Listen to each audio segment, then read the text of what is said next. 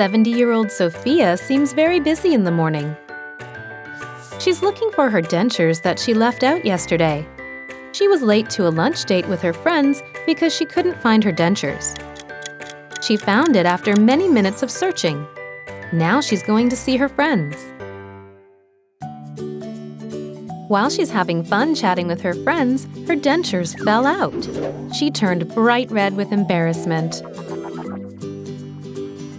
Sophia's friend recommended that she get full arch and get rid of the dentures. She even let Sophia check on her teeth by knocking on them.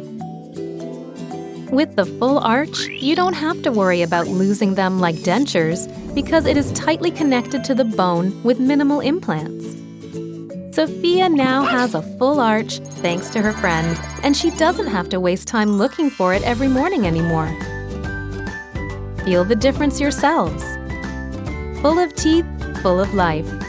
DIOnavi Full Arch.